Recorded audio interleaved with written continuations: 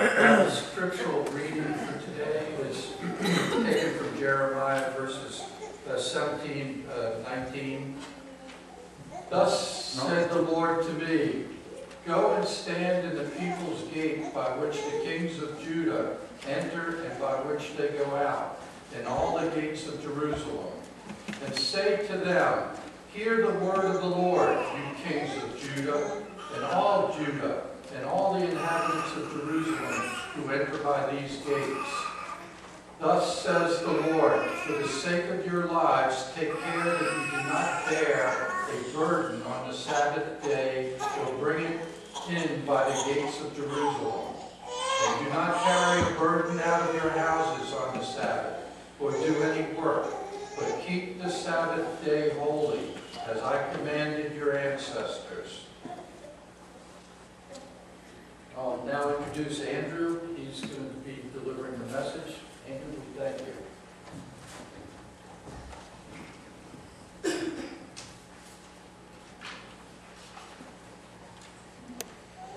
morning. Good morning. One of the most important things that faith has to offer us is a resting place. A resting place that doesn't just begin in the New Testament, but goes back to the Old Testament.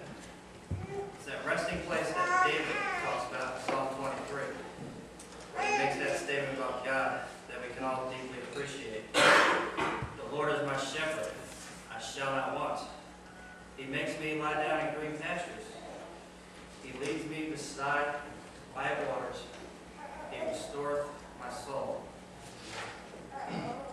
David talks about a place of rest where we can go to drink from quiet water. He calls us sheep in need of guidance and diligence.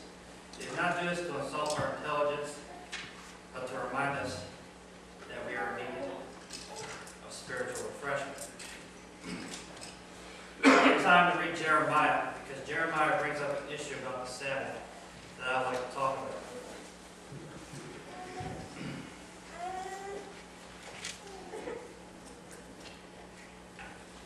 Jeremiah tells us to take heed for ourselves and not to carry any load on the Sabbath day or bring anything through the gates of Jerusalem. It means we shouldn't worry about our problems that we carry around with us. He then goes to say that we need to leave our burdens and those problems at home when we come to worship God.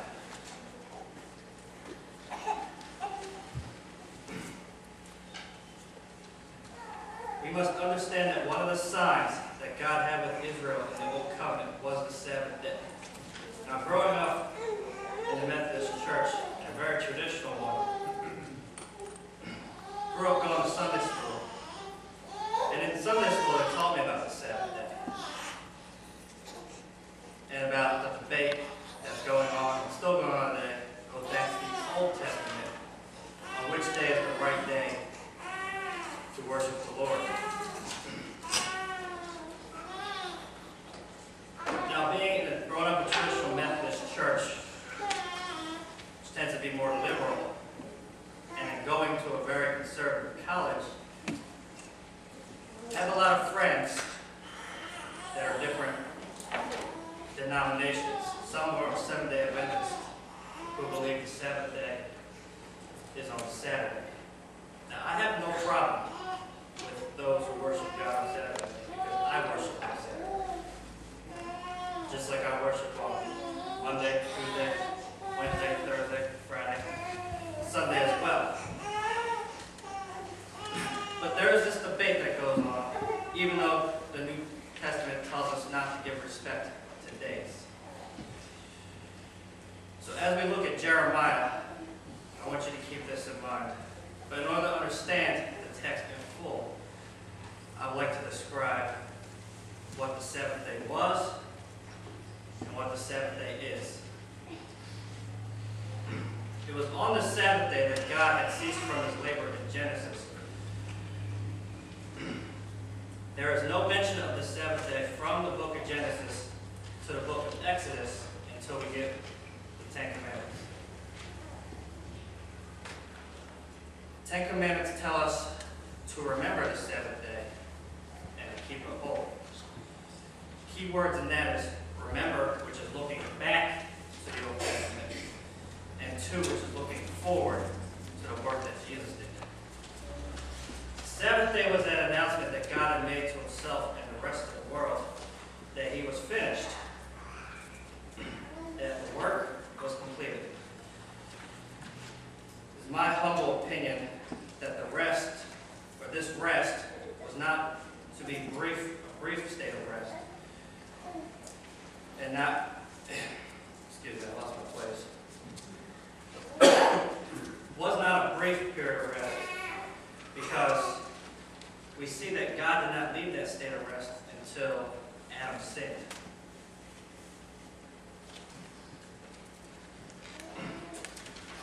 And when he finished that creation, we were to enter into the rest with him. But sin had broken that rest. Sin breaks rest. And as it is written in the book of Exodus, remember the Sabbath day. Remember that sin breaks rest. And to keep it holy, remember what I did and how sin destroyed the rest for you. Sorry, somehow my notes got messed up. I apologize.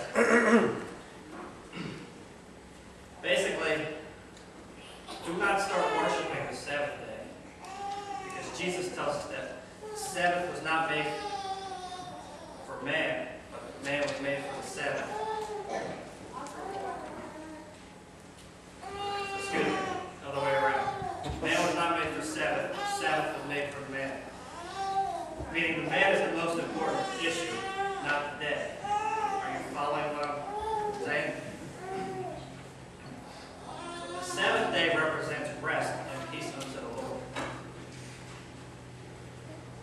And the Old Testament, I like to look at it as a shadow, where it teaches us God's plan for us with our walk with him. And the New Testament is the reality, and that reveals God's plan in the Old Testament.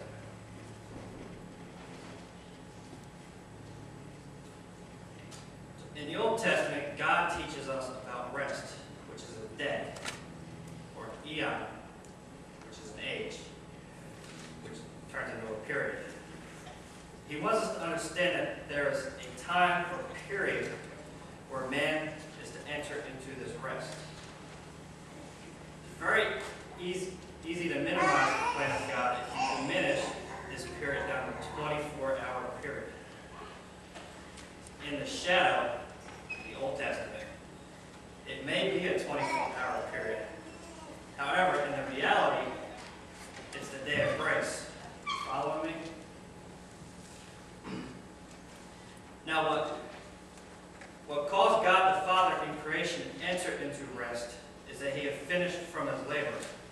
Just as God the Father did with creation, God the Son did in redemption when he ceased from his labor, as he hung his head in the locks of his shoulders on Calvary's cross, where he uttered these words that John tells us in his gospel, "Tell Telestai, it is finished." Jesus said, "It is finished," which echoed back to the Old Testament when the Father had finished his labor with creation. So when Jesus said, "It is finished," the Bible then tells us that he finished from his redemptive process on earth in the state of man, ascended into heaven, and sat at the right hand of God the Father, and entered into that same state of rest that God has given. This is the rest that the Lord wants the church to come into. Not a 24-hour period, and not the memory of a day. I want to make that perfectly clear. The keeping of a day of rest is a covenant between God and the nation of Israel.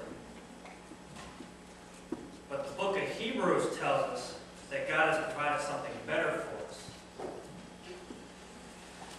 It makes sense for the Jews to observe the Sabbath on Saturday.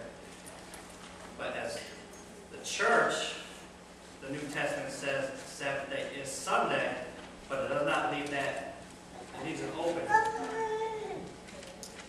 Because with the society we're in, it's hard for some people who work on Sundays to support a family to get to church.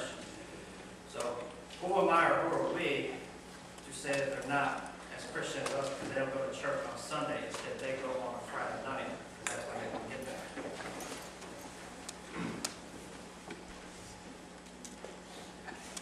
So, book of Hebrews tells us there's something better for us. And since Christ is the bridegroom of the church, we're to go through him to enter into that rest. But how do we get into that rest? We all carry baggage, and we need to get rid of that baggage. And there's 3 bags that I like to share with you that I feel we all carry. So I'm going to leave here and do a little object lesson, so sorry if I confuse you. But the first bag, the bag of sin. We tend to carry our sin around with us even after we ask for forgiveness and forgive ourselves. It sticks with us. Are you following what I'm saying? It's always there. It's always holding us down. It's what causes us to sin more. Sometimes we like the feeling that sin gives us. This bag represents sin. And you notice it's the largest of the 3 bags I'm going to share.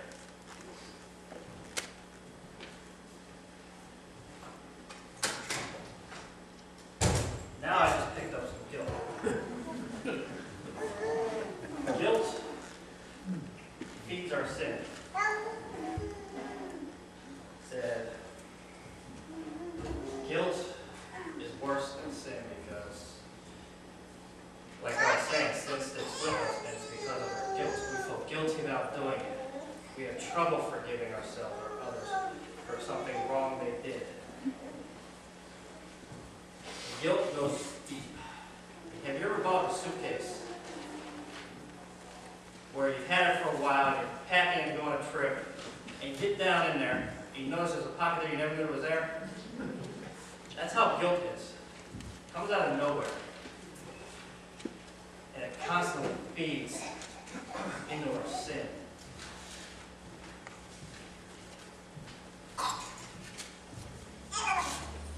Now, I have the most lethal. That's the bad pride. So pride feeds into both guilt and sin. Pride, I say, is the most lethal because you're like me. I'm going out somewhere. I want to look pretty good. Worry about my appearance. That's my pride. We shouldn't worry about what other people think about us or the guilt we carry around or our sin. So these are our bags. In order to enter into that rest, I'll show you what we do. Just toss them off to the side. Give it over to Jesus. That is why he died on the cross. That's why he shed his blood. For us to turn our